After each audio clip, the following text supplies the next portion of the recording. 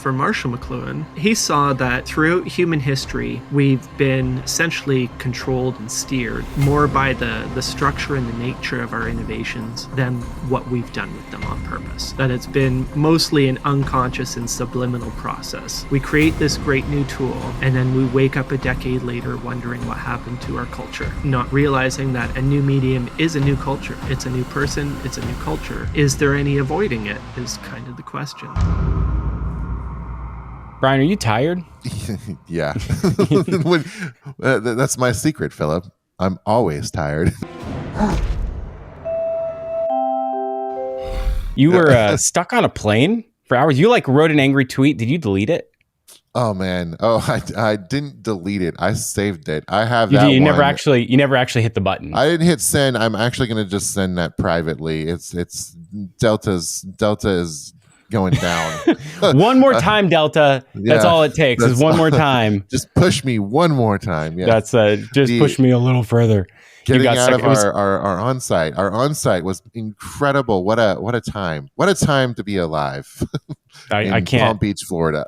I can't wait to have you back. It was so cool to have you here. Had the whole team here, and it was really cool to have almost the whole team. We missed JT.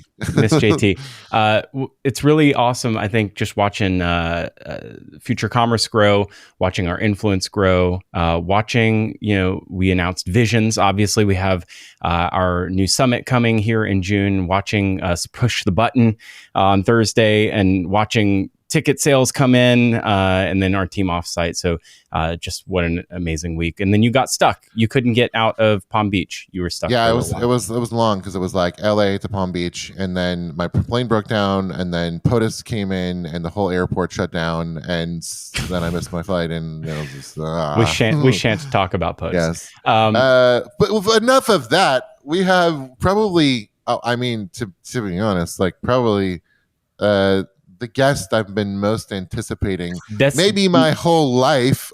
Yeah, not even an exaggeration. I think what's great about the influence of this show, and we've been talking about scenes. We had Daisy on and Francis here just a few weeks ago. We've been talking about how we have found other people who sort of have similar modes of thought, and other folks who I think have shared similar mind space and spheres of influence.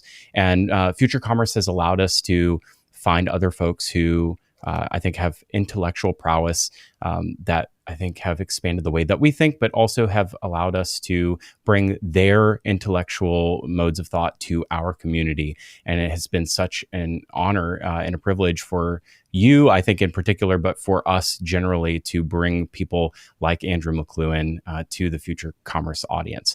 And so it is a joy and a privilege to welcome author, teacher, speaker, and consultant, and the steward of the McLuhan Institute to the show today. Welcome to Future Commerce, Mr. Andrew McLuhan. Wow, thank you so much. It's that is the privilege of having a podcast or show. It's to be able to invite people that you want to talk to who wouldn't talk to you otherwise. That said, I'm always happy to talk to you guys. That came out kind of bad, and it's also funny that Brian first came on my show, on my radio show. So I guess, Philip, that means you're next. Oh, I wouldn't even know what to talk about. Maybe we could talk about the fact that you're in our newest journal, Lore.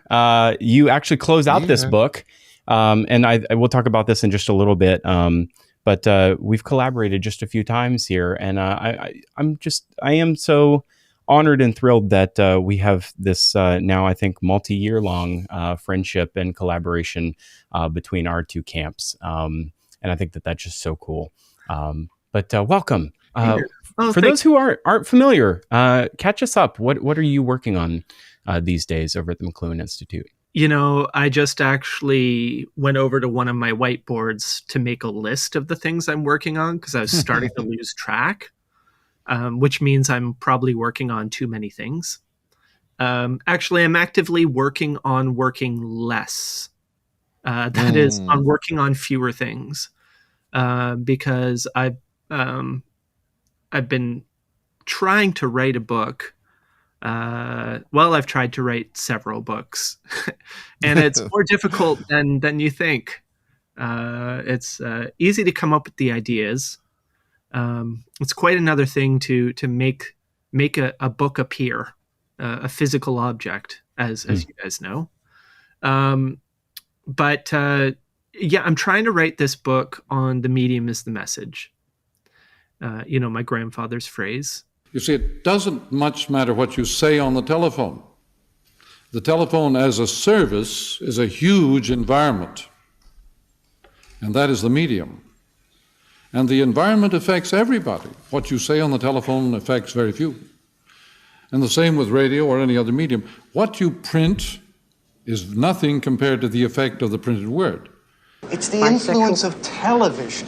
Yeah, now, Marshall McLuhan deals with it in terms of it being a high... Well, you don't know anything about Marshall McLuhan's work. Really. I happen to teach a class at Columbia called TV, Media, and Culture. Oh, do you? Yeah. Well, that's funny, because I happen to have Mr. McLuhan right here. Come over here a second. Oh, Tell him. I heard what you were saying. You know nothing of my work. You mean my whole fallacy is wrong. And for a few reasons. For one... Oh, well, we could go way down the wormhole here, but what the heck? For one, I think the medium is the message is the basic unit of media studies, of understanding how technologies affect us, aside from their content and, persuasion and propaganda and that kind of thing. How, the root of this phrase, we shape our tools and thereafter they shape us. What is the mechanism by which we're shaped? And the answer to how that happens is via the medium, because the medium itself is what reshapes us individually and socially. That is the very short answer. The longer answer, I think, was worth exploring. So when I started the McLuhan Institute back in 2017, and I was thinking about where to start, what to do with it. I've found that my family's work is huge. It touches so many different parts of our world and our lives, fields of study, spheres of influence. And I've also found that it's when you start to talk about it with people, when somebody says, well, what's the McLuhan Institute about? Or what did Marshall McLuhan do? Right? It's like, I learned a lesson early on. I was invited to teach a class at Queen's University. And I thought, wow, this is great. This is my chance to teach them all the things. So I wrote down a couple pages of notes, and I wanted to teach them about the medium is the message, and about the tetrads and the laws of media, and about hot and cool media and understanding media, and about literature and how literary criticism led to media studies and all the things, right? And I discovered very quickly that it's easy to overwhelm people with too much information, and it's almost the worst thing you can do, because you lose them and it can be hard to get them back. What I've discovered is that if you want to teach people something, well, you've got to teach them something. That sounds really stupid to say, but it's much easier to and more effective to teach one thing than to try and teach 10 things at one time. And the other thing paired with that is that a lot of these ideas with media study are things that people aren't really exposed to. They're not used to thinking like this. It's really hard for people to put content to the side and look at structure and form and how that affects you, and to put aside things like meaning and morals, like, are these good or bad things? What do they mean? Put those things aside and look at the effect. Really, really difficult for us to do in a world where we're quick to judgment. We want to judge. We want to know, is this good for me? Is this bad for me? For my family? The problem is when you focus on those questions, you lose a lot of what's actually happening. Because a lot of what's happening, whether it's good or bad, depends where you are, socially, personally, in time. These things are positional, and the values even can be relative. So I'm constantly trying to dial things back and simplify things, understanding that they're very complicated. It's new information. So I hit on the medium as the message as basically the basic unit of understanding. Like, this is where we've got to start if we want to understand how technology works. The basic thing to understand is that the major changes that happen to us individually and socially come from the structure of the forms rather than the content or the uses to which they're put. The medium is the message. Do you think it's fair for others to interpret that in their own context? For instance, we've spent a few years interpreting the medium as the message in our own context as sort of commerce as a form of media, especially in the modern day where we say commerce is our culture, to say that, so much of online shopping, especially we talk about retail media nowadays, like media and advertising and commerce have all sort of formed together in sort of one sort of like, one cohesive experience. It follows you around everywhere you go. These media networks sort of have fingerprinted people. I walk into a store, I walk out of that store, and now my Instagram has fingerprinted me. It's going to follow me around forever. So there's sort of this like media journey, commerce journey that are sort of these cohesive user flows now. They're sort of one and the same to most people. They sort of feel like they have these seamless they feel seamless to some degree. And so when we've interpreted, or when I've interpreted, I don't want to speak for Brian, when I've interpreted the medium as the message, I'm saying from my perspective, commerce is a form of media. It is manipulating people in some way and people are being shaped by it. Do you think that that's a fair interpretation? Or is it a simplistic interpretation from our own perspective? I'm sure I could argue both ways. My dad liked to quote T.S. Eliot often. Eric, right? Yeah, Eric, who was Marshall's eldest son.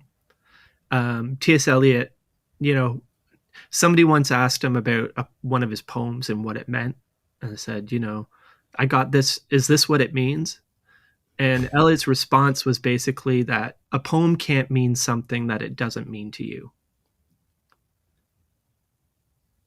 Which is kind of deep. It's not the cop-out that it sounds like. Mm-hmm. There's many layers to it. The most fascinating thing to me about the medium is the message, is that it's 5 words. It's 5 words. And there are galaxies of meaning in it. I've been tracking it. So I've been tracking it from the first time Marshall said it in 1958 in a speech.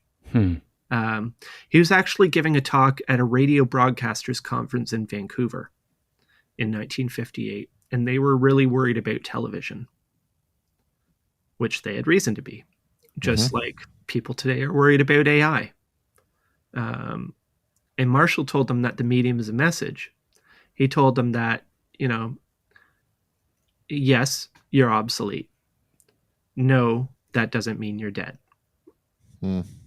Obsolescence, he said, never meant the death of anything, merely the beginning.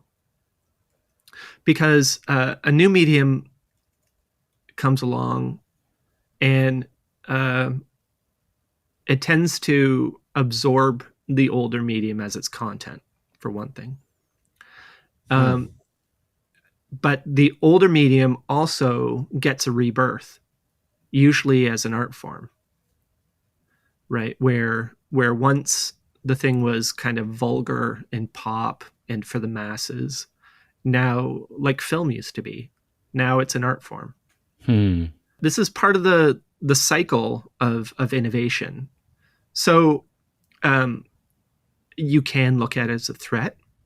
You can also look at it as an area of opportunity.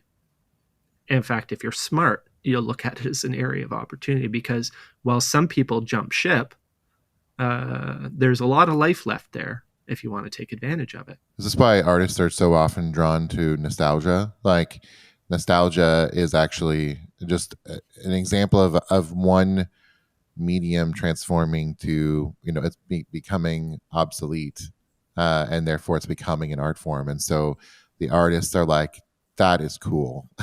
This is something to work with. But it's interesting because that they are also the canary in the coal mine, right?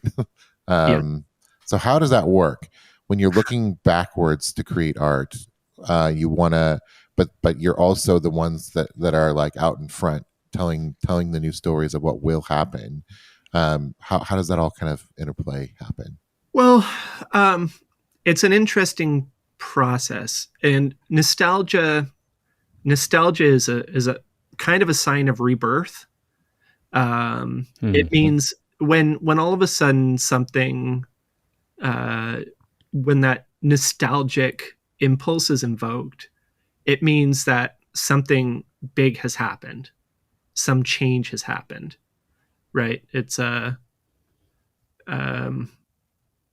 part of that cycle of innovation and obsolescence and nostalgia. And as an art form, it's usually very rich territory. It can be interesting for the artist, but it's also a surefire way to connect with certain groups of people, certain audiences, right? For which that's significant. We have nostalgia for the times which formed us, right? And one of the interesting things about today is that cycle is shrinking because our speed, our rate of innovation happens so fast. So, before you know it, 2020 is going to be coming back, right?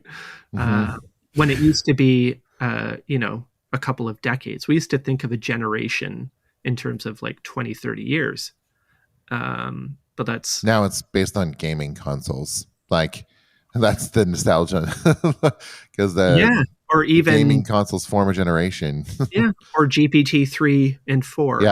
Yeah. Software generations, and that happens in a year or less. So I've even seen some like early Mid-Journey type images as a kind of a retro aesthetic. Yes, same. Right, and wow, that's interesting. But the medium as a message thing is wild because, well, it really rests on two words: medium and message. And people don't usually stop to think about what those terms mean. But for me, the easiest way I've found to explain or help people understand what the phrase means is just to show them all the different ways that my grandfather, that Marshall, used them over the years.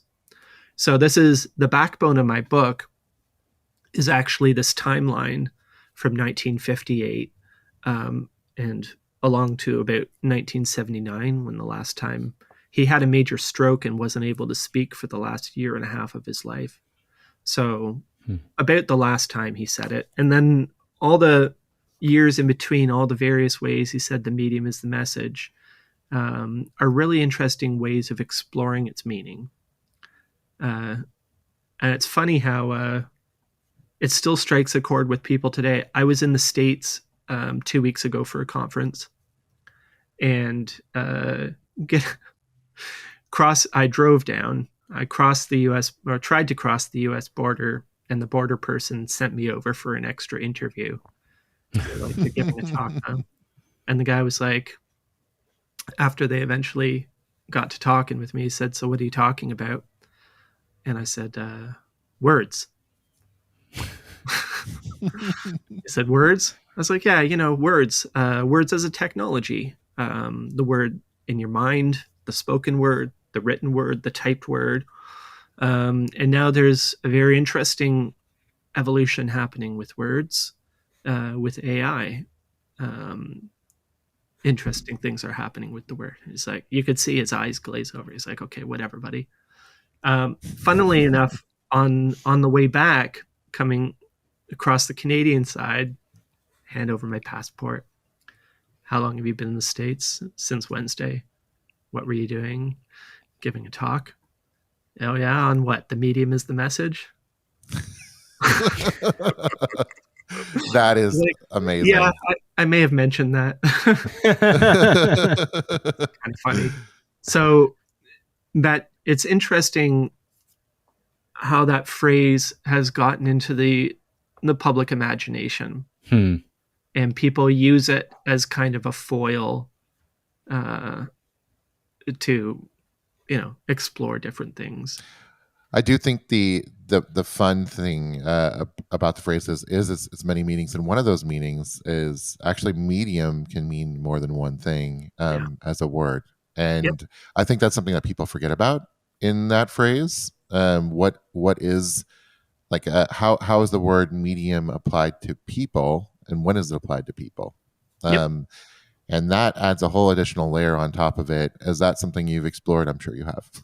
Definitely. Well, one of the beautiful things about the phrase is also one of the things that frustrates people, and that is its ambiguity and its paradox.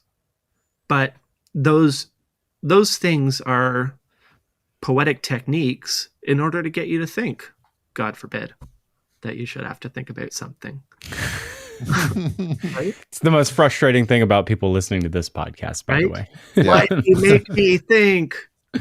Well, we want to understand. The goal is to understand things. Well, what is the goal actually?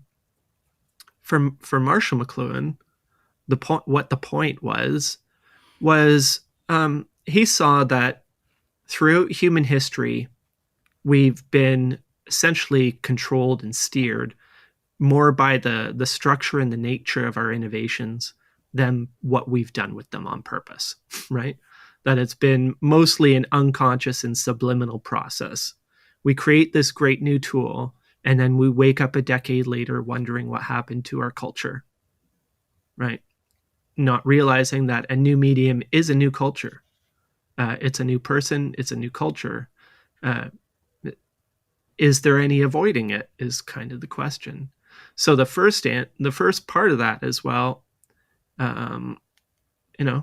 first pay attention to it.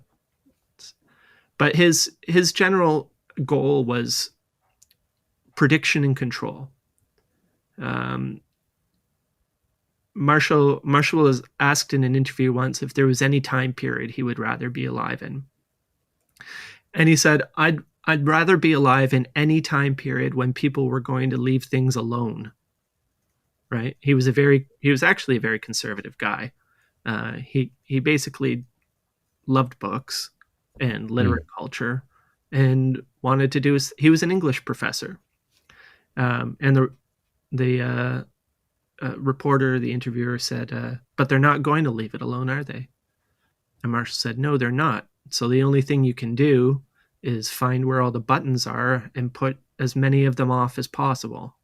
Because he says, I refuse to simply lay back and let the juggernaut roll over me. We don't like finding out that we're being used.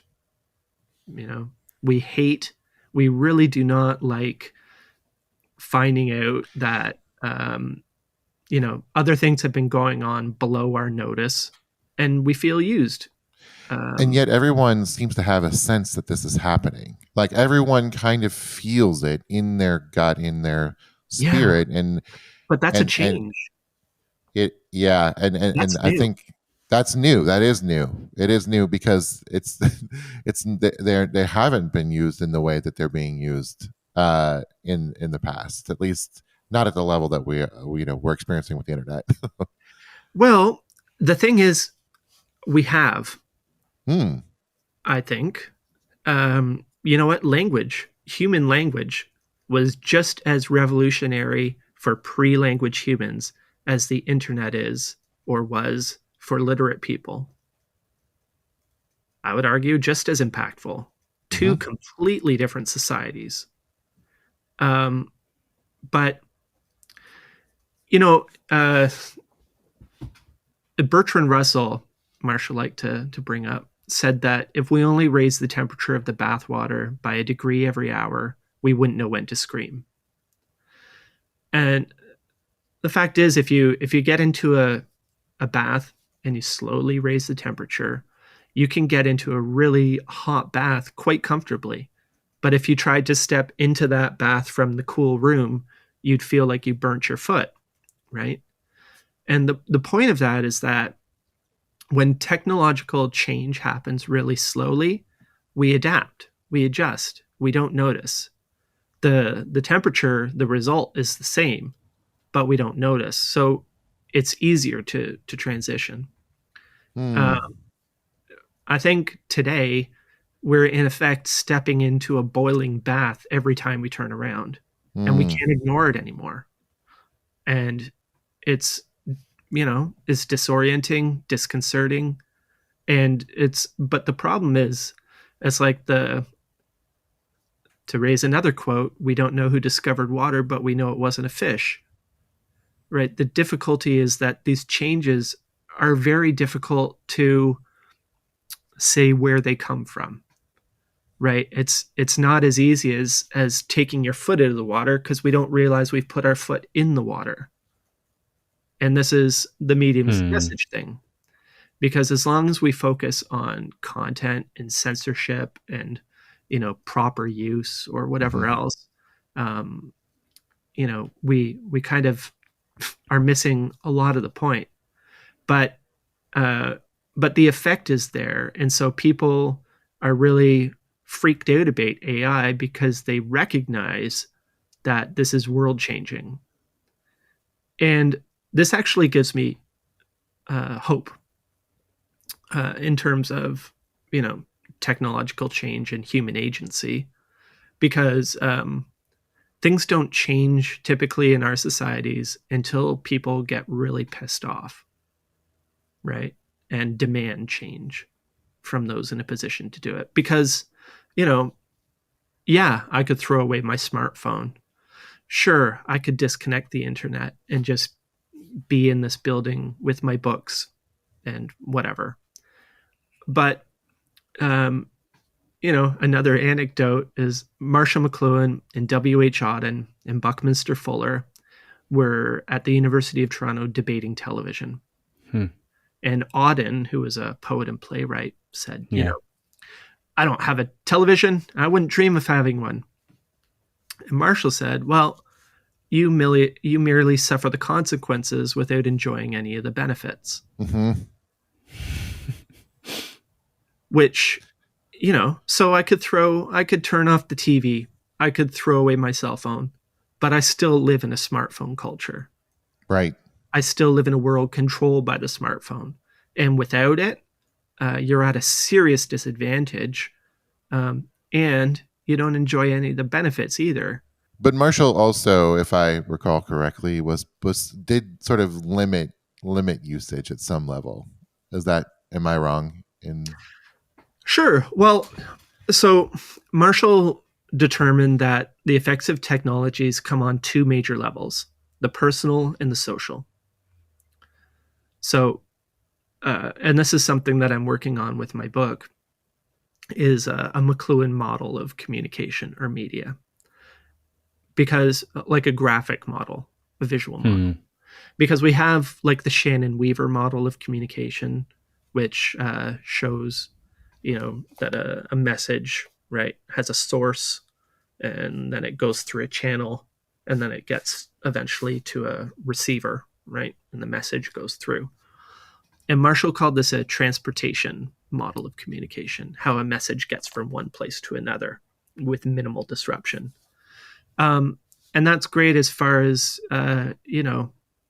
transmitting messages goes, but it doesn't account for, what we might think of as the side effects, which end up being the main effects, right?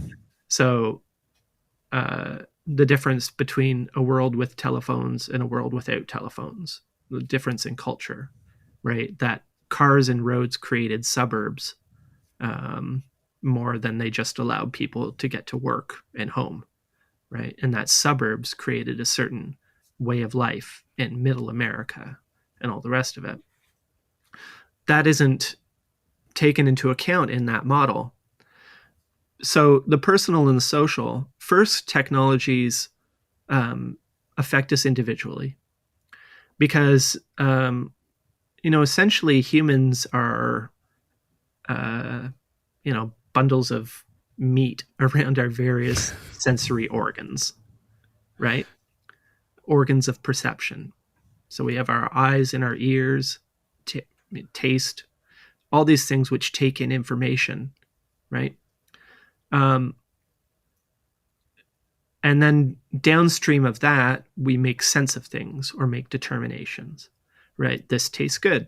This tastes bad. So this is good or this is bad. Or that's beautiful. Oh, that's an awful sound. Oh, that's way too loud. That's just right, But the first thing is the senses. Because as far as we're concerned, nothing exists outside of our senses, right? If we don't have eyes to see, we don't see anything, right?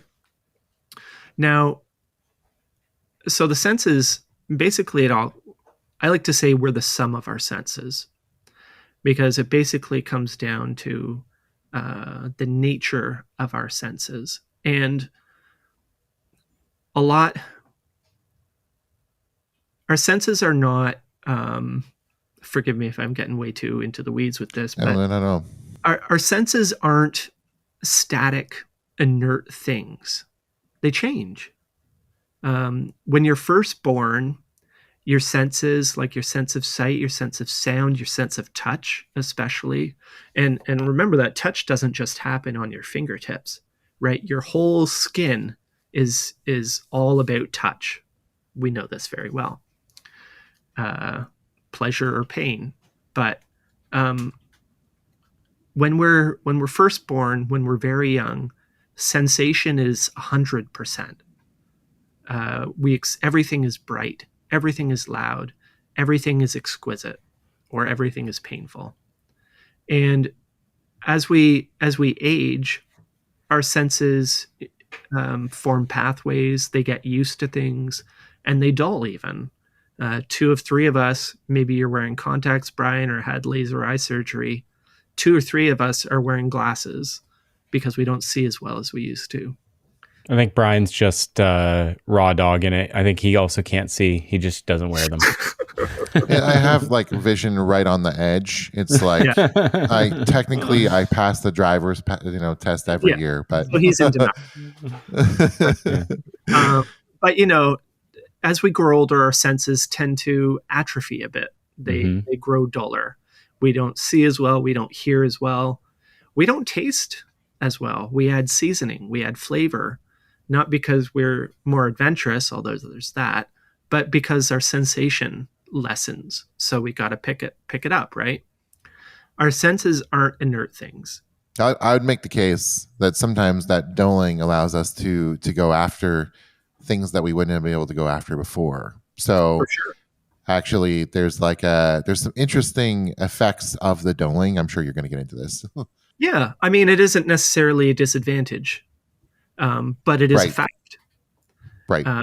What you want to make of that fact is another thing. But the point of that is that our senses aren't plastic. They aren't inert. And the other main point here is that they exist together as one thing. We're one thing, individually. Right. And although people compartmentalize all the time. Yeah, people compartmentalize, but it's really hard to fool your senses. You can ignore them a little bit, but again, there's a content level, and then there's a deeper level. Mm-hmm. The nature of perception is that we're always experiencing far more than we're aware of. You guys know this as advertisers. A lot of advertising kind of relies on the fact that people notice things, but they don't pay attention to them. Yep. And that's, there are very human reasons for that.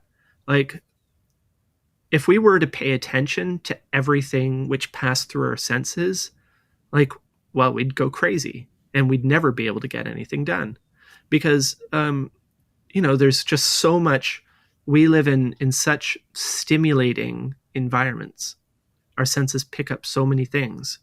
And if I were to pay too much attention to the birds chirping outside or to the cat meowing beside me, I wouldn't be able to have this conversation. My attention would be too divided. So we necessarily focus on things, but there's a lot happening. There's a lot happening. Yeah. And actually, just a quick injection, like we just talked with Daisy Eliota and Francis there about this. Like, attention is getting split so brutally right now. Like, you're being told to pay attention to competing things at the same time, and you end up giving them less attention. And also, the internet wants to call like half attention full attention, and so if they can even get half of your attention, that's like changing how we think about what attention is. Sure. Well, attention is a scale. It's a range. Not all attention is created equal. No, not at all. And there's levels of focus. Mm-hmm. And attention is also something to train. Something that can be trained, like memory, or it's a skill, really. One of the points my grandfather made about writing and the written and printed word, about senses, really, was the big distinction between the eye and the ear. Actually, I got into this a little bit in my speech. The conference I was at 2 weeks ago was about orality and literacy. The world of speech in the ear before writing, and then the literate world after writing. And they're very different worlds. Very different modes of experience. Because they're very different senses. The eye, for example, tends to, it has an area of focus, right? A degree of vision, versus the ear, which hears from all around at once. We talk, metaphorically about having eyes in the back of your head, but we really see forward and a little bit to the side. But we hear from all directions at once. So that's one point. And it's not a trivial difference. The eye also tends to look at one thing at a time, right? Like we do get some peripheral, but we generally have an area of focus, versus the ear, which doesn't quite work that way. In fact, if we want to focus our ear, we tend to close our eyes, to listen more intently and to kind of turn. But they're very different modes of experience. So the eye tends to look at one thing at a time, and that naturally kind of leads to sequence, like things A, B, C, D, or 1, 2, 3, 4, things following another, versus the ear, which tends to lean towards simultaneity, everything, everywhere, all at once. Marshall's contention in books like The Gutenberg Galaxy and Understanding Media was that literacy, the written word, was eye dominant.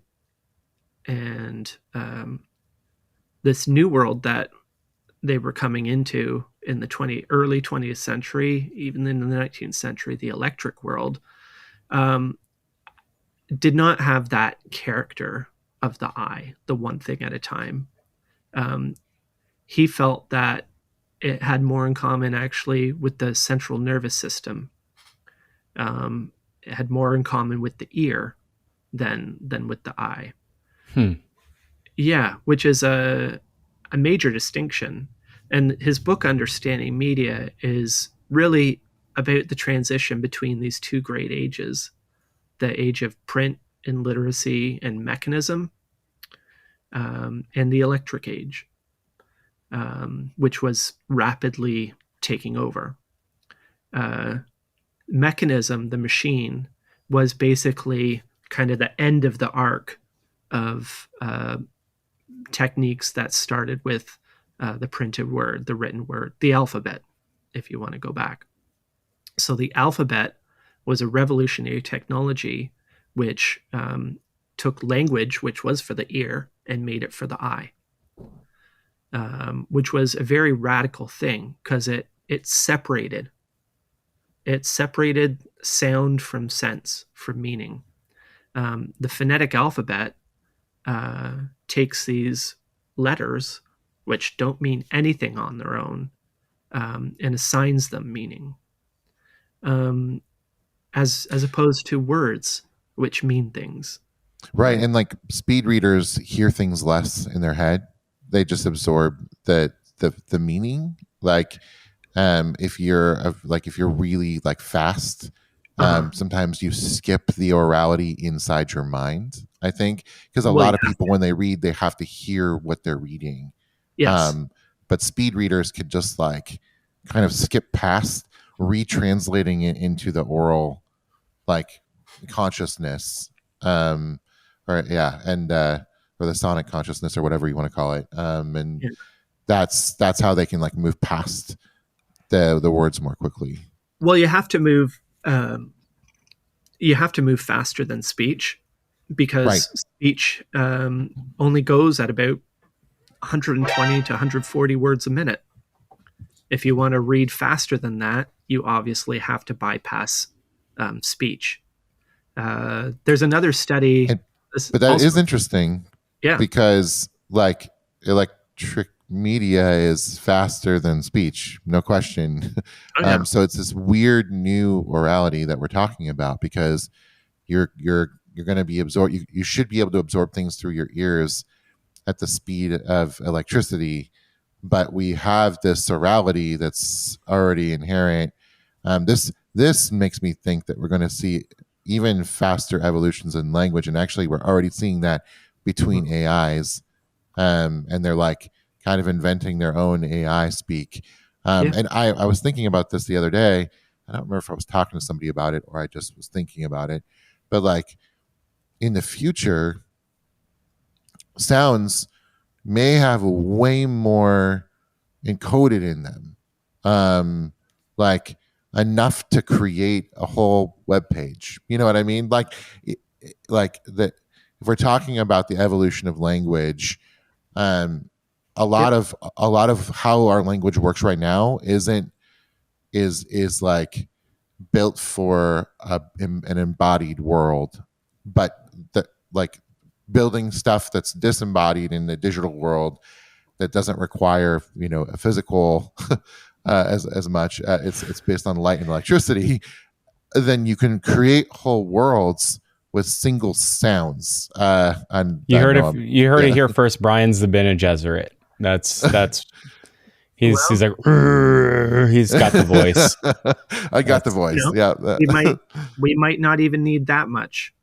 But this is why Marshall likened the new technologies having more in common to central nervous system than otherwise, because messages from our central nervous system, neurons firing through our brains, move at the speed of light.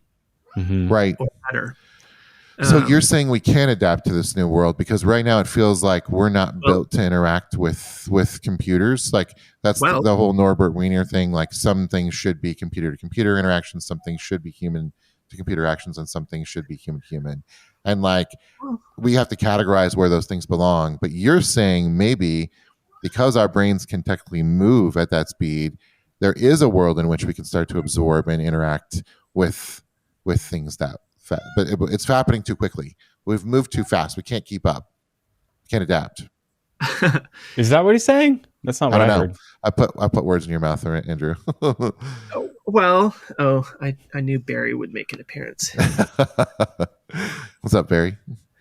I mean, should, meant to. when I first went to Europe in my 20s as an adult, I was struck by the difference in the sense of history. Right here in Canada, if a building is from the 1800s, that's old. Mm-hmm. Right. In Europe, I was in 11th century castles. Yeah. It's like, wait, what? Businesses that are centuries and centuries and centuries old. These things can be very, very relative depending on where you're coming from. The things, one of the downsides or upsides, was that Spider-Man thing. With great power comes great responsibility. You can't unsee things. You can't unknow things. Ignorance is bliss in a lot of ways.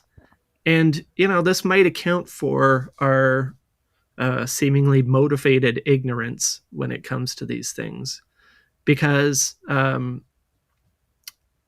when you understand something, it kind of adds a responsibility, right? As they say, ignorance of the law is all of business is driven on this right now. Fear of finding out is like I can't take credit for that one, but fear of finding that out. Like people are afraid to find out because it puts them in a position of having to be responsible for what they know. Right. Well, it takes the fun out of it, right? It's like, man, I got a great deal on that shirt. I don't want to find out why I got a great deal on that shirt. Wow. I want to enjoy the thrill of that purchase, not the dismay at somebody's 6-year-old child, in a factory somewhere making it so I could buy it for $6. Right, Barry? That's right. Well, just to go back to, something I think that's like if we were to project it beyond, the past into and the present into the future, if we looked at there's a trend line, right? So we had this from the past, this the Gutenberg, the printing press, visual media into what we called electric media, and sort of like maybe radio auditory processing, and then we have sort of the internet age, which maybe is something else, something different. Now we're into this AI moment, and it something that made the rounds yesterday is an HBR study, which we'll throw into the show notes and we'll probably show here on the YouTube, that shows the different modalities of this study that made the rounds here, preferences for using AI and sort of the top box preferences of what people are using AI for. A lot of it's recommendation based. A lot of it is self-service, but a lot of it is like relationship and advice based. And so a lot of it seems to be indexing towards things you might think of as, companionship is probably not the right word, but there's a word of like a surrogacy for a companionship or advice or therapy or just belonging, someone to be with.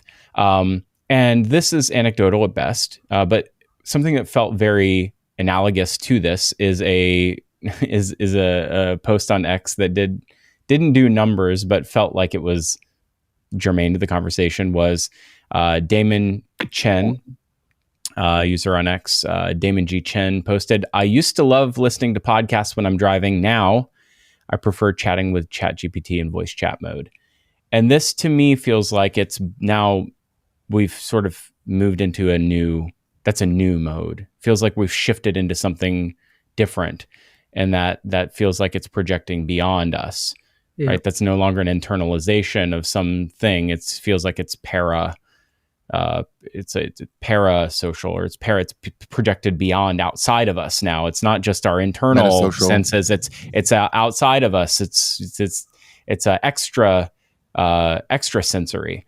I'm sure like there's something really visual there to me. It feels like it's outside of our senses, but I don't want to I'm not leading the witness here. I'm curious how you interpret that, Andrew. It seems like you're trying to. There's a lot of what you do, and this is something I'm curious in that sense. Your work is rooted in a remarkable lineage for sure. But you've contributed to our work over the last couple of years. And how do you personally negotiate these types of ideas in your own thoughts, while also, you're actively interpreting your own ideas, you're evolving your own ideas, but you have this influence of your father and your grandfather as well. I'm curious how you think of this. You're living in this age; they're not, right? Yeah. So I'm curious. What do you think about all of this? And Well, there's about 10 questions in there. Well, sorry, I haven't spoken a lot in the last 50 minutes, so I'm apologize. Yeah. I used to. My wife is in constant awe of how I can talk to people like this. I was like, well, try and shut me up. There's so many things to say about it. For one thing, and I talk about understanding media, Marshall McLuhan's 1964 book, Understanding Media, The Extensions of Man, a lot, because there's so much there. As I said, it's kind of the underlying theme of it is this switch over between the mechanistic age, which kind of, as Marshall charts it, began with the phonetic alphabet and ended with this technique of the mechanical. The assembly line, for example, which the strength of the assembly line was in fragmenting things into their component parts in order to repeat the process and put them back together again in identical ways. This was the power of the phonetic alphabet, which took apart speech into component parts and allowed you to put them together. It became the printing press, which made this into movable type that allowed you to put things together and do it identically in ways over and over and over and over.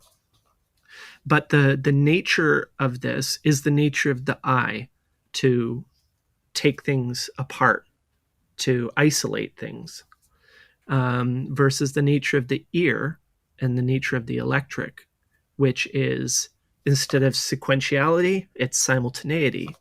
Instead of fragmenting and bringing things apart, it's about simultaneity and bringing things together. So, the nature of the structure has everything to do with the nature of the effect.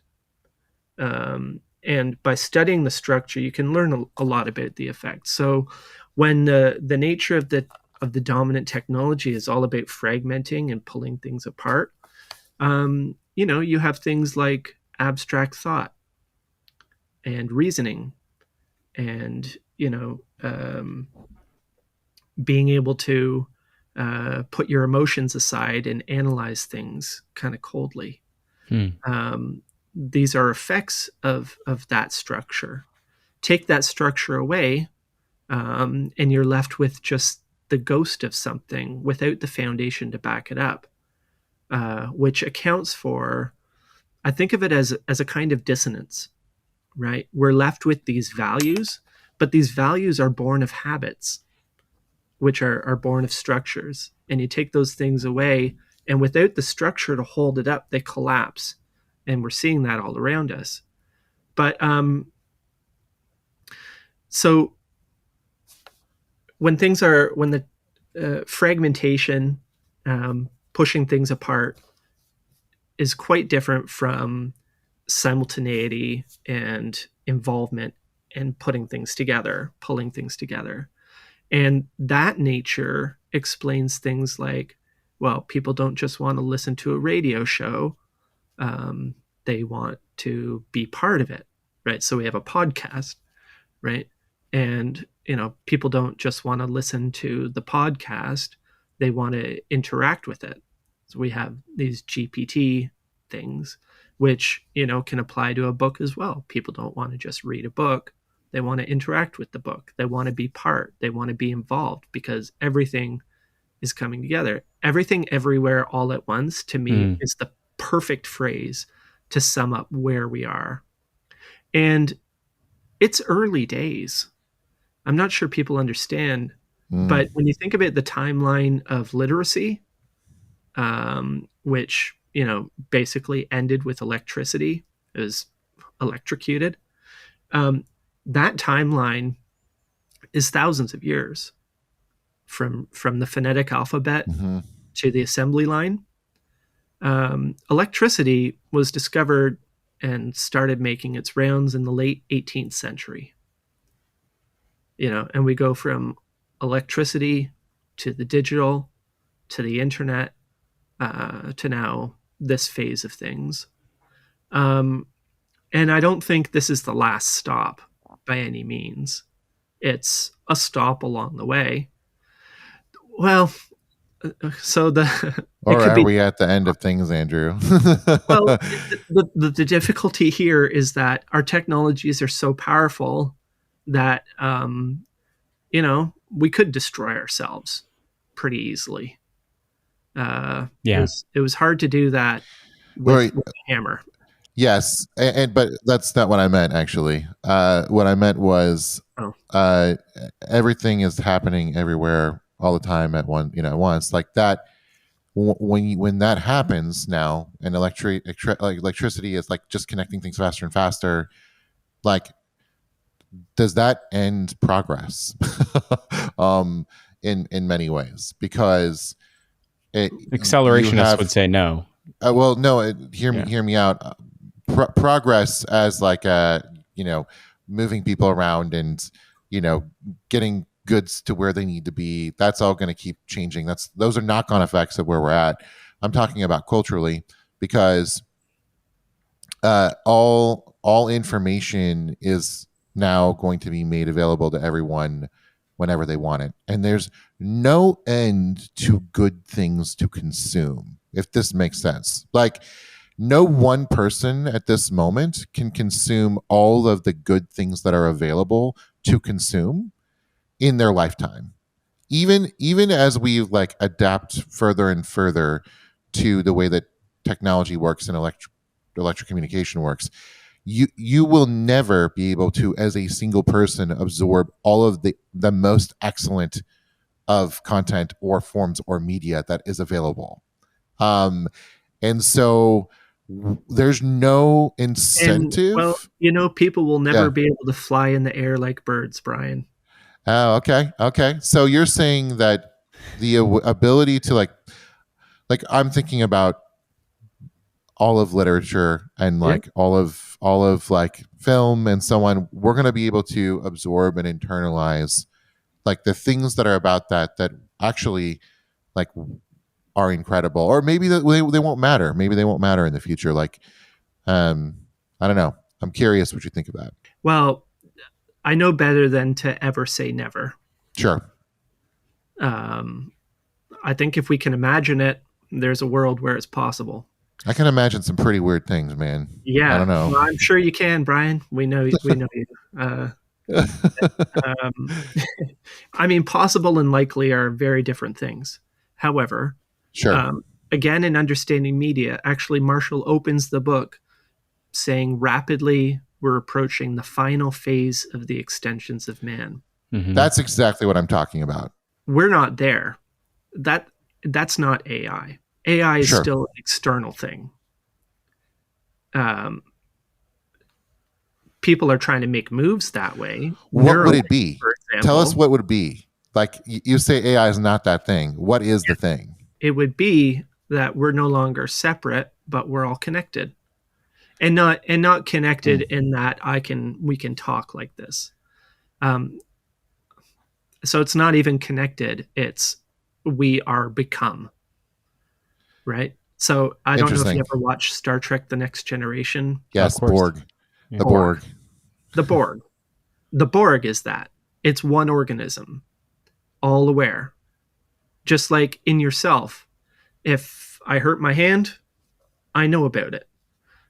If we were all connected, this is, so I think a lot about words, and my speech at Geneva College was about words. and about the evolution of the word. You know, I don't need words in myself. We sometimes, some of us think in words, some of us don't think in words, and the two groups are often shocked to find that the other exists. But you don't need words. Marshall said, again, in Understanding Media, that humans don't need words any more than computers need numbers. And he said that in 1964, by the way. But we don't particularly need words. And if the three of us shared a mind, we wouldn't need words either. We wouldn't need all kinds of things like inhibition or decency. You know what I'm thinking, right? The minute I think it. So is that the end game? Like the Borg? Like that's our future? Like, and I don't mean to be facetious, like, but if electric media is like connecting us faster and faster to the point where everyone will know what everyone else is thinking at all times, in some sense, like in Brian, again, it sounds like you just need to read Homo Deus. It sounds like that's what you need to do. I feel like that's the end state. It sounds like. So part of me is like, screw that. Right. I don't want that. I'm out. Like I think. But understand that reaction is born of a certain set of habits and biases and values. Certainly. Yeah. No question. It is. Which some people, for example, Mr. Musk, do not seem to share. Right. And this is where judgment starts to play a role because, and I think you said, what are the effects? I'm looking ahead at the effects and I'm like, shit. I see the effects and where they're headed. And I'm like, that world is the world. And maybe I am not like, maybe I don't understand what we need to be, but I'm like, I love our individuality. I love that we have things that make us distinct. I want distinctness. In fact, the joy of life comes from distinctiveness. And so how can we retain distinctiveness in an upcoming world? I think that this requires being aware of things like, Andrew, you're nodding your head or shaking your head both because at the same time. This is the great question that we need to be asking when we design and build and implement technologies. And it's the one we're not, because we're putting technology first and ourselves last. And if we want to preserve any part of our culture and the things we value, we have to think about that. So allow me to bring you a solution. It's called commerce.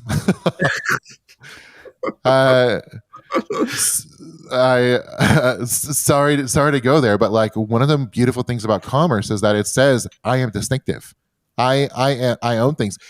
Commerce is identity exchange, but it's a choice. Like it's the beauty of commerce is that it allows you to say, I have a thing and you have a thing, and we are going to trade those things, but those things then become distinctively separate from, like, they're now you have that thing and I have this thing, and that actually is a distinctive. It's a way of saying that there is something separate, there is something that we have that is special per person, and that we have the ability to give that thing to other people.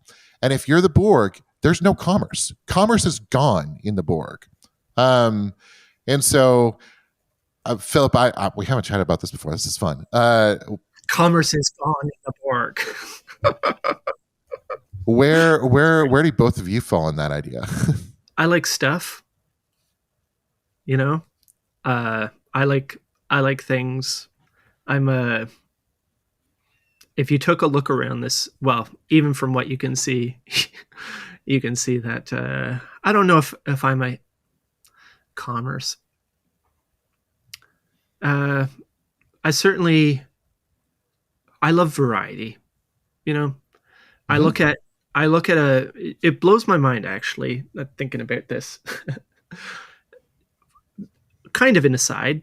Do you know what we call Do you know what a cobra chicken is? No. I should know what a cobra chicken is. I've been on a chicken kick lately, so tell me what I'm very excited to hear about a cobra chicken. It's my favorite new term for Canada Goose. Cobra. That's pretty good. I like that. I love it. Very cute. Some person who I believe English was his second language described the Canada Goose as a cobra chicken, because if you look at it, it's got this neck and like the coloring is kind of cobra-like. I got it. And it's amazing. Cobra chicken is my jam.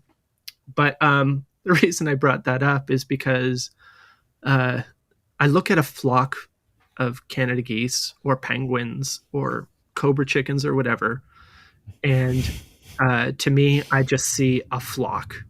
I don't see individuals in there. How do they recognize each other as distinct? But they do. They know who their kids are. They know who their parents are. They know who they're, is of their flock and who's not. Just as we do. I think we maybe make it a lot more obvious, but maybe I don't. Maybe that's my bias. For them, it's as obvious as looking at each other here is.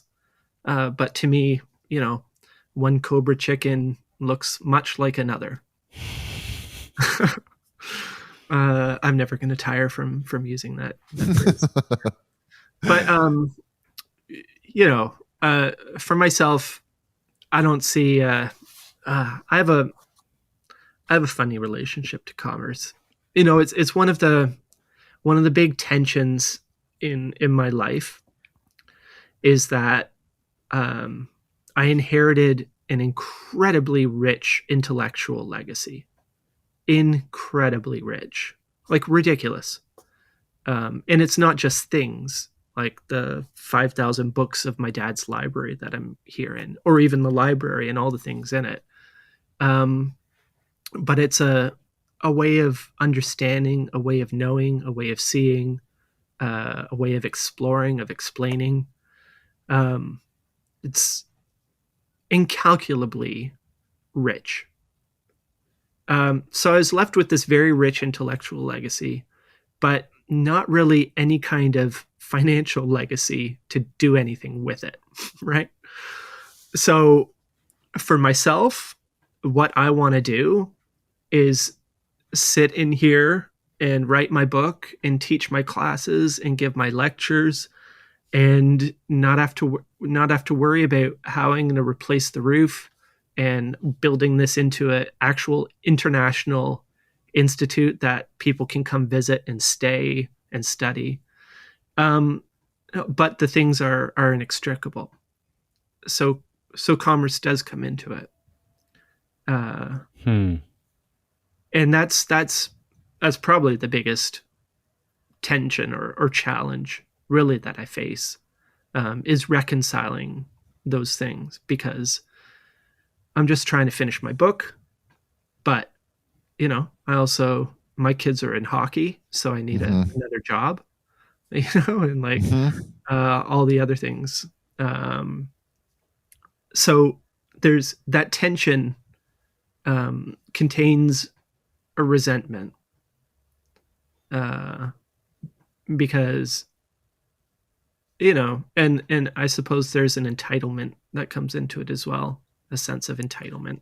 I feel like you put out your family over the years, your legacy is putting out some extremely powerful ideas that influence our culture and have sort of have given definition to a lot of the changes that we've seen. And the problem is that in our capitalist society, that hasn't come back as a monetary, there's the transaction was imbalanced, if that makes sense. And actually, as a matter of fact, so before I did this, I ran a small business doing furniture upholstery for about 10 years. I'm a craftsman. I didn't actually go to university. I barely graduated high school, and I worked all my life. ending with this small business, repairing and reupholstering people's grandfather's chairs and stuff like that. And I love doing it, actually. But I did that in the big barn next door where I have a workshop here. And my dad was here in this office. And it was great because when I started getting interested in his work, I could come over and have a conversation here with him and kind of fill up my head and walk away and like go actually do some physical work and let my mind kind of chew it over and absorb it. But as I got more and more interested in it, I've been really fortunate in that,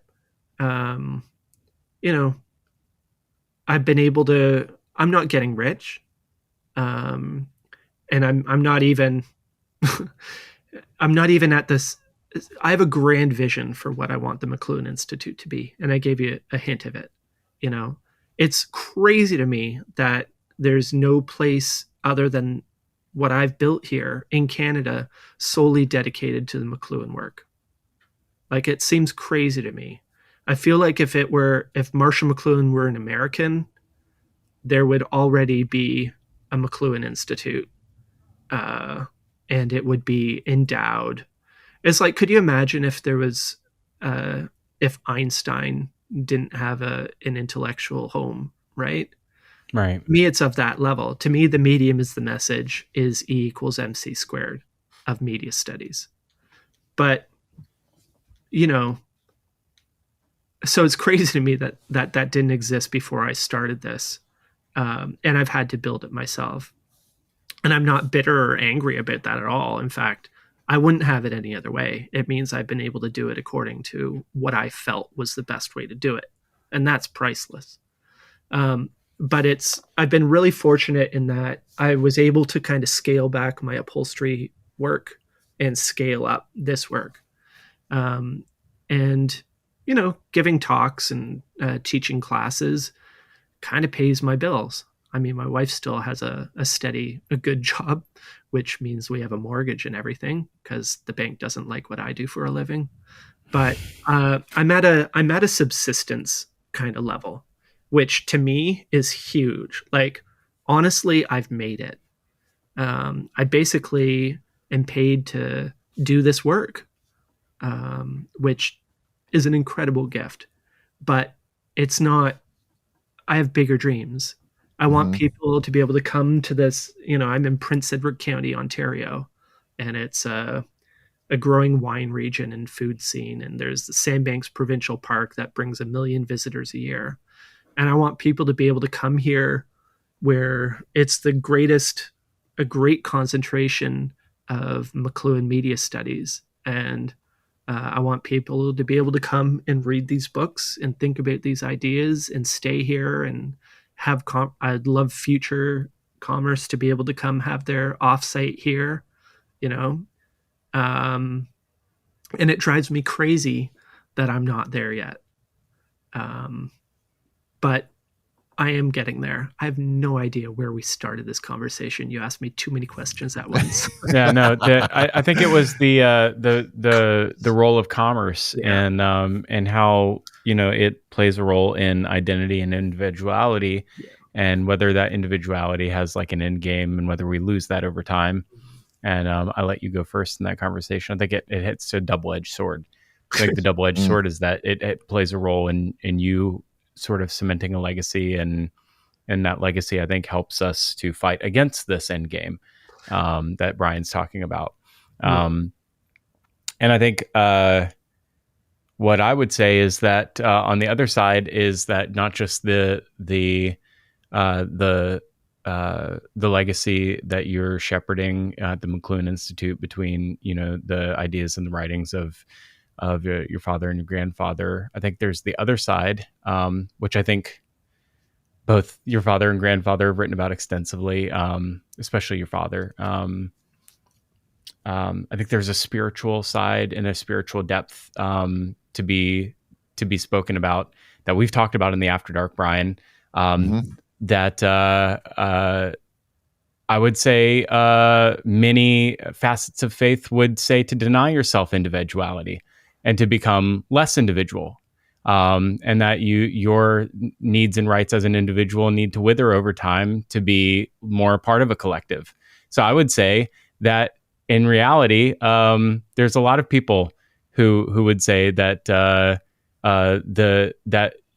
needs of the individual are selfish on some degree, and that sounds very Marxist. Doesn't sound very Western or capitalistic. And to some degree, commerce actually is an affront to that. So I feel very conflicted in many ways to that, because I think that those things are in tension with each other. So I, when you ask me, if I was going to answer that, not to have the last word, I would say I'm not sure. I don't know. I also have a very little conflict there. But I think what's awesome about this and the kind of conversation we can have here is we can have like a very deep conversation about that tension.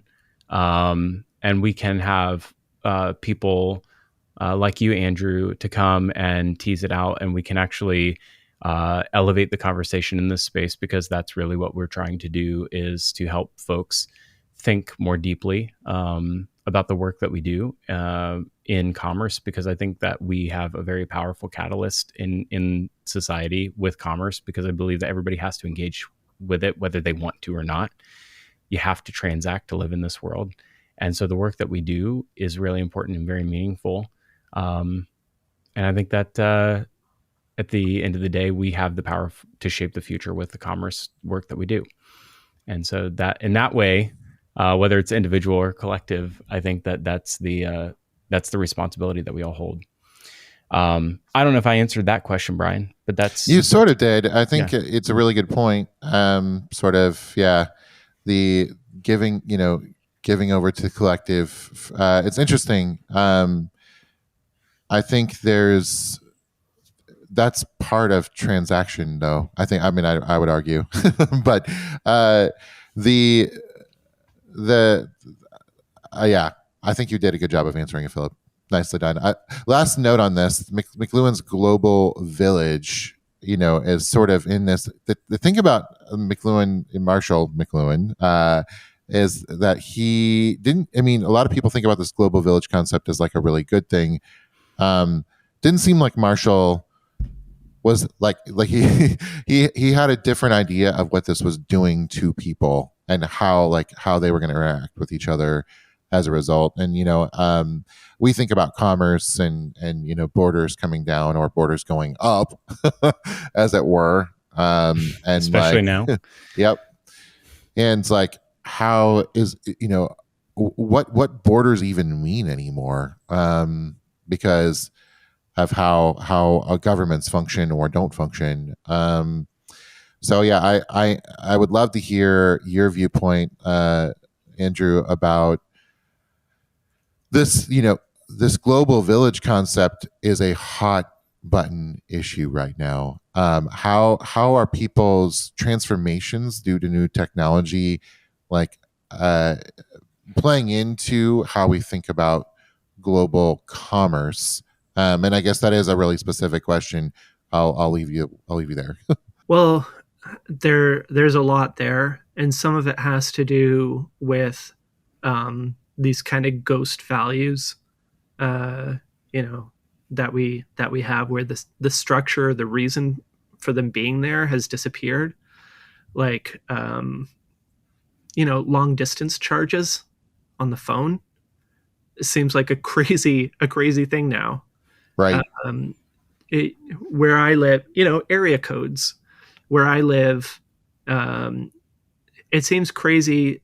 I can call across from the east coast of Canada to the west coast, but I can't call 50 miles across the lake to Rochester without it being somehow long distance. Right. What are you talking about? That doesn't make any sense. And in fact, my own phone plan is now Canada-US. So it makes no difference as far as that goes. But even Canada-US, it's not any more effort or expense to call to Australia than it is to call across the road. The global village is a term that Marshall came up with, he actually kind of stole it from this British painter and writer, Wyndham Lewis, who wrote in a book called America and Cosmic Man. It sounds like a person, Cosmic Man. America and Cosmic Man. He wrote that the world is shrunk to a very village-like affair, with telegraph poles laid end to end. So the idea of the global village came about as an effective telegraph, which basically connected the world and shrunk distance and reorganized what time and space meant. And basically, just like it's as easy for me to call across the road as it is across the world, it makes, in effect, a village of the world, one village, because time and space don't have the same meaning. Now, he also pointed out that some people have a kind of rose-colored glasses idea of what village life is like. Mainly people who've never lived in a village think that it's some like Garden of Eden, ultimate state of being, when villages can be very nasty places. Gossip and intrigue and hyper awareness of what everybody else is up to. No sense of privacy. Yep. These are also, battles and grudges, and these are also aspects of village life. So it isn't all necessarily a great thing. There's many things to be recommended with a city. City like New York, for example. He also developed the metaphor of global village to that of global theater, because with further developments in media, he felt that all the world is a stage, right? That this, particularly now with TV cameras in our pockets and everything, we're always on, right? We're always performing. So that's a whole other thing. This urge to perform and to share and all this stuff. One little exercise or daydream I have sometimes is to imagine if Marshall were alive today, how would he interact with the world? Because he used the technologies, the means available to him in order to reach the world with his message, as it were, right? A lot of that was television. Would he be on TikTok? Would he be on Twitter? He did something which wasn't really done back then in the 50s and 60s, which was, he was an academic. He was a scholar. He was actually one of the leading literary critics of his day, who somehow became a public intellectual. And that was very unseemly. That's not something a proper English professor would do. And it's ironic because today every academic wants to be a pundit or a public intellectual. But back then it was unseemly, undecorous, you might say. But he did that intentionally because he wanted to wake the world up to what was happening. One of the greatest letters he ever wrote, to me, the most spectacular statements he ever made, was in a letter to Ezra Pound in 1951, when he said, "I am an intellectual thug who has slowly been gathering an arsenal with every intention of using it in order to, in order to distract the triggermen from the sidelines or to needle the somnambulists." He was trying to wake people up to the effects of technologies, that, every service contains great disservice, that every new technology is a new culture and comes at the expense, at the cost of the old culture more times than not. And so he realized that he couldn't tell the world this from the English department at the University of Toronto. He had to go about it differently. And he did, which is amazing. So I wonder, I think about what that would look like today.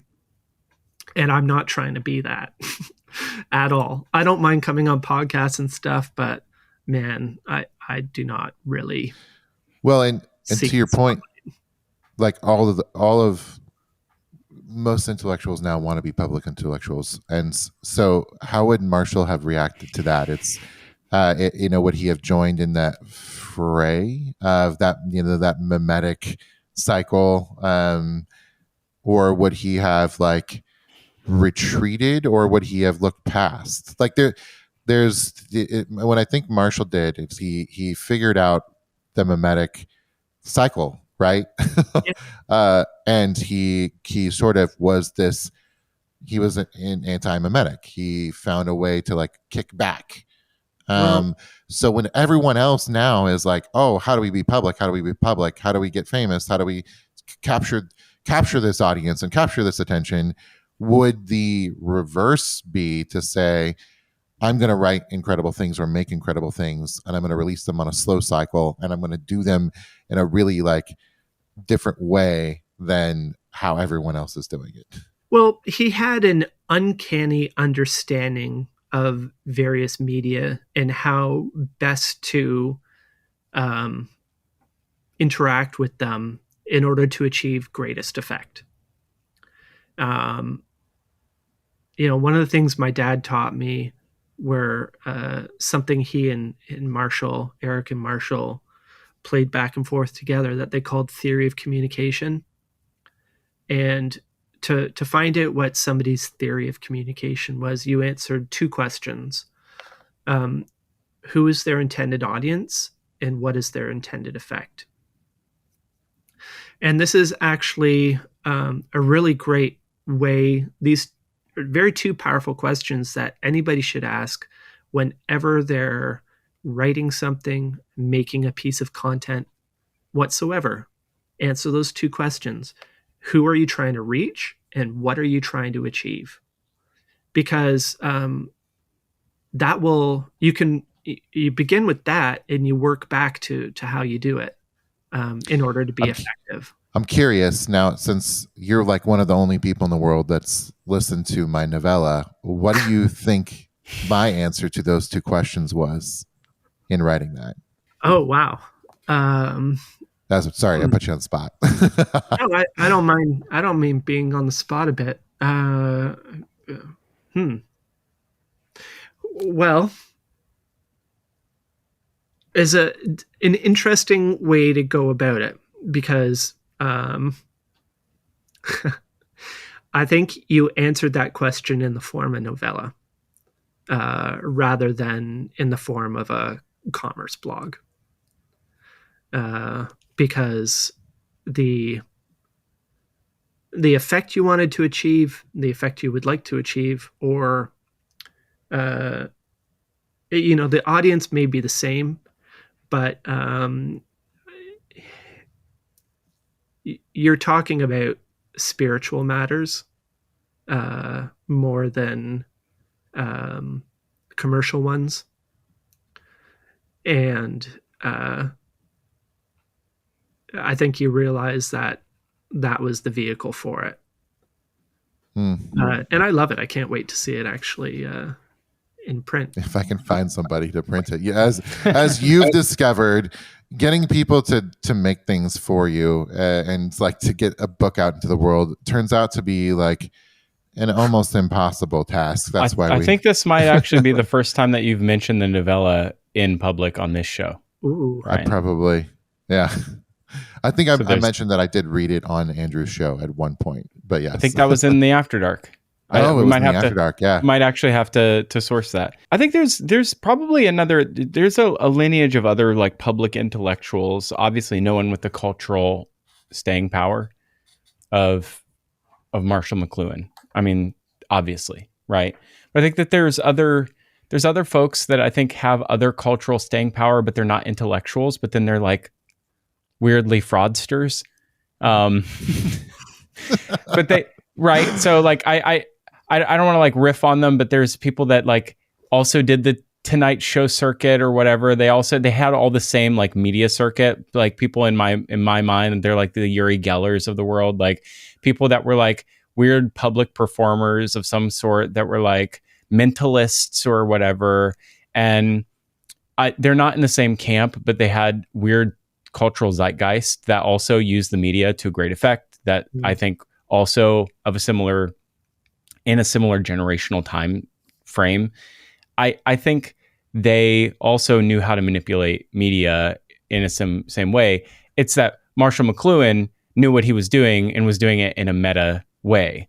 Like he understood that the sense of his the importance of the medium was like I hate to like to become recursive here, but like it was important in the context of getting the message out, right? And like so I don't know that everybody else understood what they were doing. I think a lot of other people were just experiencing a moment of fame, right? Yeah, I think that's and so I think it's hard to contextualize like whether he would do would he use all of the same mediums today? Probably, but I wonder what the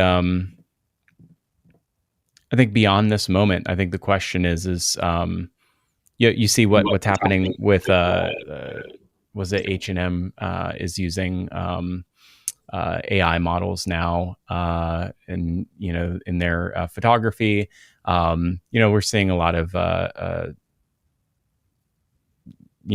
was it John Mearsheimer created a Mearsheimer.ai, I believe is what it was. It was like, it's political science AI, and like you can ask him any question now and like get his perspective on public policy. And, he's, not a fan of tariffs if you go ask his AI. But like, these sorts of things, it's like people are sort of externalizing or taking their corpus of knowledge and they're externalizing it now and like, basically disembodying themselves to say like, oh, it's like I don't know. Is that's a new form of communication too? Is that something that is that also a medium that we would have seen Marshall McLuhan employ to his effect to, that's a question. That's a good question. It is a good question. Which is kind of impossible to answer. Sure. Unless you asked McLuhan AI or whatever. Exactly. Even then,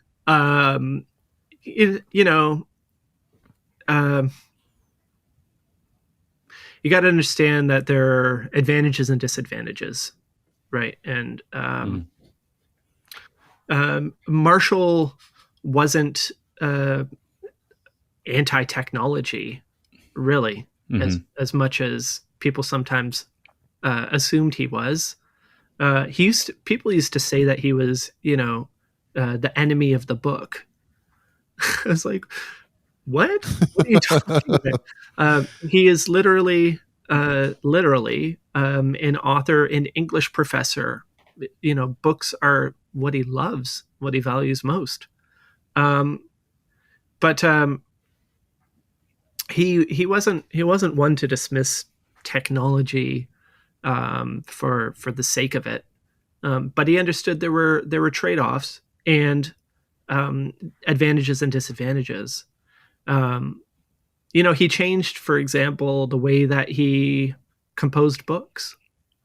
He moved to a more dialogic kind of method, where, and it's not because he couldn't write, but he understood that there's a very big difference between the written word and the spoken word.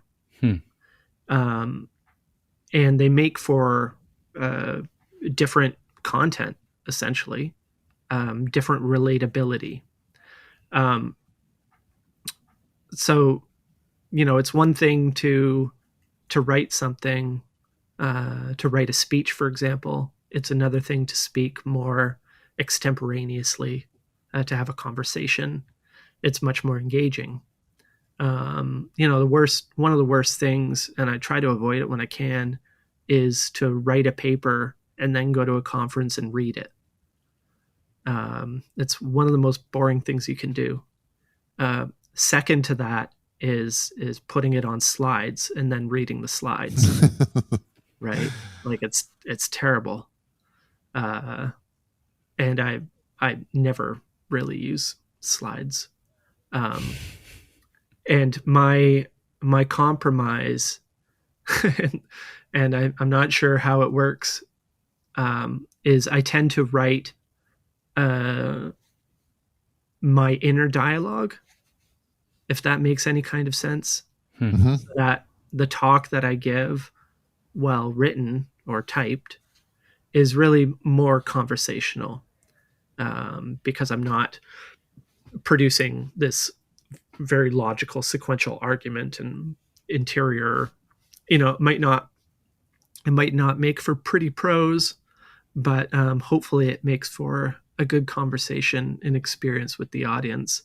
It was unconventional, I think, is how somebody wrote me a note about how that speech went.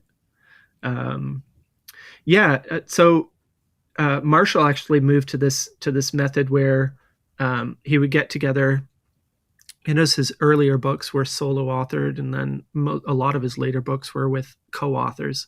And that's not because he forgot how to write, but he would get together with an author.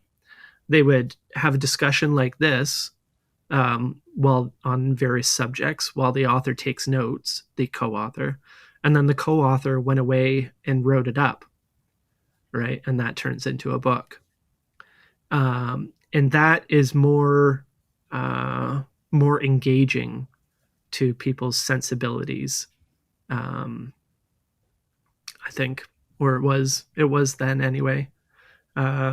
So I think he would have. The other thing to say about Marshall's celebrity that's funny or interesting is that for a few years there, Marshall held quite a bright spotlight. He was all across all kinds of media, newspapers, television, magazines, even in film. And then almost as quickly as it came, it went. And for the 70s, he died New Year's Eve, 1980. He basically sank back into obscurity at the University of Toronto, basically. And that suited him just fine. I think he had a very keen understanding that he'd accomplished what he needed to, and that it wasn't disappearing. I don't know if he necessarily saw YouTube coming, but he's all over the place. And I think he actually enjoyed being out of the spotlight, so he could. People think that he peaked in the 60s, but he did some of his most impressive work in the 70s with my father. So if anything is most impressive, is that the imprint beyond just the name and the legacy of what he's said and the things that he's left behind is, I mean, that is enough to be what an imprint on the culture and what an imprint on just not just media studies and media theory, but that continues to echo today. The people that have come after, Marshall and Eric, who have built on the ideas, are people that have impacted our modern moment. I think of in some some of the research and some of the things I've looked into coming up to this interview, which we had to postpone so I could be here because I think things got moved around. So thank you.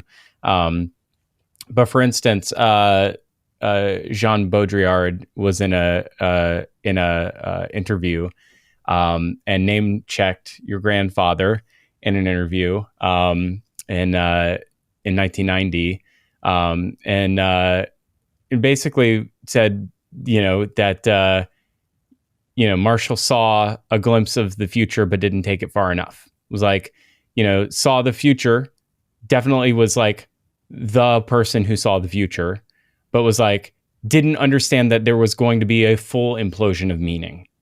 Like there was saw the future, was like enamored with communication, but there would be a full implosion of meaning in the future. And the only reason that I think that that's like so profound is that it's emblazoned in my brain because I showed my kids The Matrix last weekend, and there's a simulacra and simulation is the first thing you see when the movie starts. Is it's the book that Neo picks up at the beginning of the movie, and I'm like, it's like emblazoned in our culture. And the echoes of Marshall McLuhan affect the people that who have made profound impacts on the work that's come afterwards. We don't have Baudrillard without Marshall McLuhan. I think it's a pretty obvious lineage, and I just think you can tie back a lot of these a lot of the profound work that we have, the work that's being done now. I think everyone in our modern circles are obviously people you're working with are profoundly impacted. You should be very proud of the work you're doing. I feel like we could talk for hours longer.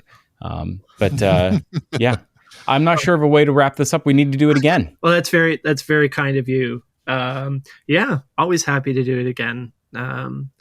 It's one of the reasons that Marshall and McLuhan work has such staying power. How it continues to remain relevant is, and not everybody agrees, and that's fine. But Marshall said, "You don't like that idea? I got others." But the main reason why that is the case, why a book like Understanding Media is so relevant, is because Marshall studied media.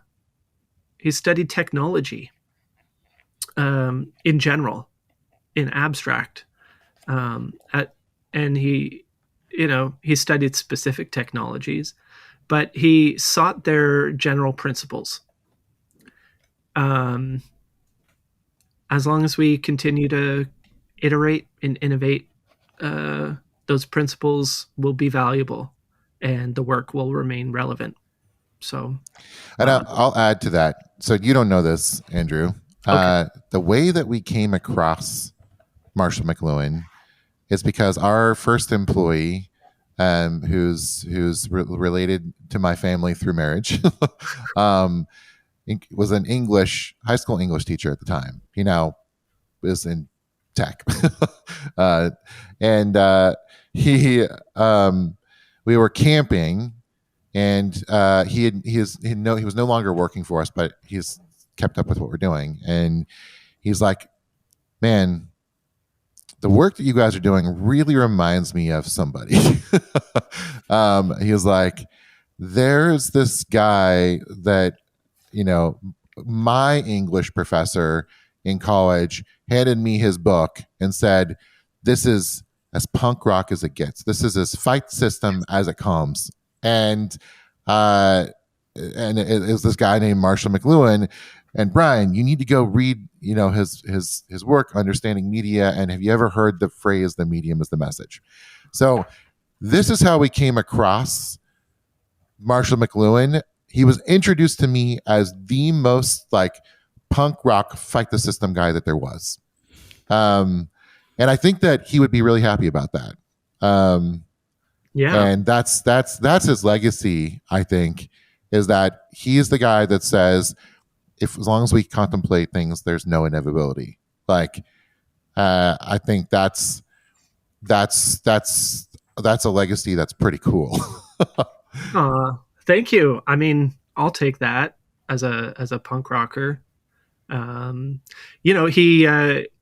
He actually spoke truth to power in a very Canadian conservative mid-century kind of way.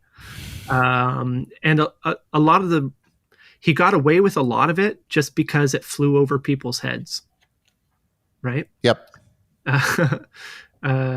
Which is hilarious as well. It's, you mean to say my whole fallacy's wrong.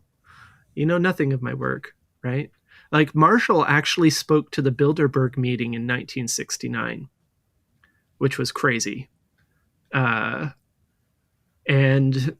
they didn't get him then, and they don't really get him now, but they understand that he was onto something.